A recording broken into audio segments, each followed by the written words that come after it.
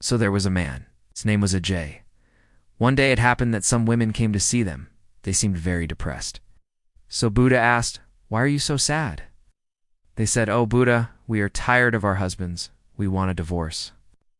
So Buddha asked, "Why do you want a divorce?" Then they explained everything. So Buddha put them to test. He said, "Okay, you stay here for 7 days.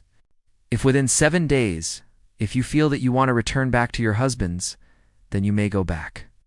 Otherwise, you can take the divorce." So they agreed and stayed there. Next day onwards, Buddha started teaching them various things. He taught them the nature of reality. He taught them about the impermanence of life. He taught them about non-attachment. And finally, after 7 days, all the women came to Buddha and said, "Buddha, we want to go back to our husbands." So Buddha asked, "Why do you want to go back?" They said, "We thought that we were tired of our husbands, but actually we were tired of our mind. Our mind was tired of our husband and it wanted to run away from all the problems, responsibilities, and duties.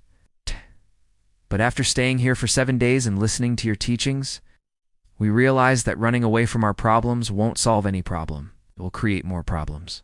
Because when we go back to our husbands, we'll bring more baggage, more anger, more frustration, more attachment, and more of our mind with us. That is why we want to go back to our husbands and live with them happily."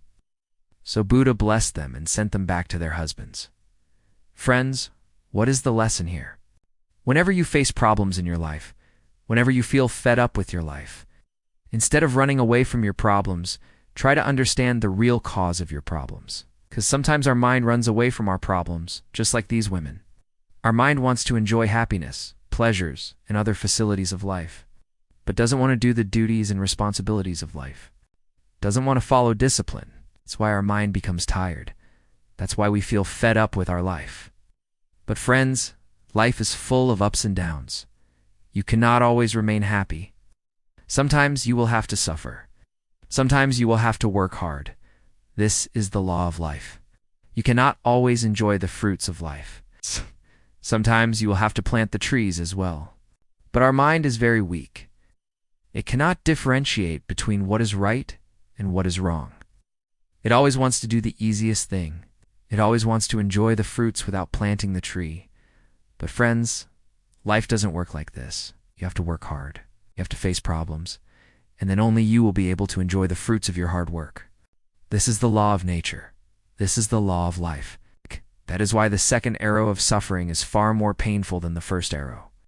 First arrow is the painful events and experiences like losing love or losing a job or losing money or getting an interesting disease.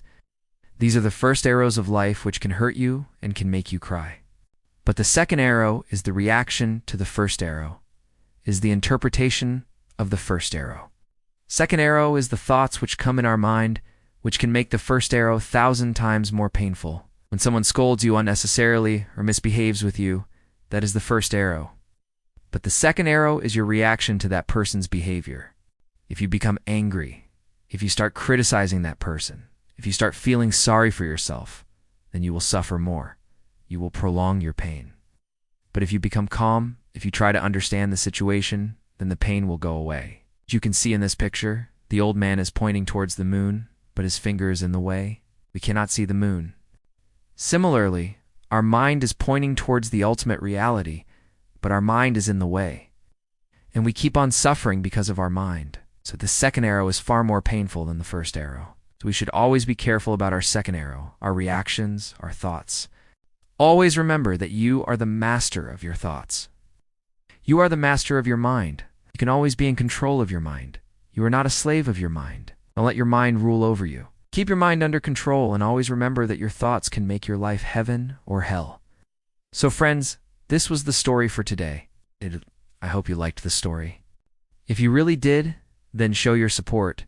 Hit the like button. Share this video with your friends and family members and subscribe if you haven't already. Also, do not forget to comment down below what you think about the story and what you would like to learn next. Thanks for watching and I will see you soon in the next video. Till then, bye-bye and take care.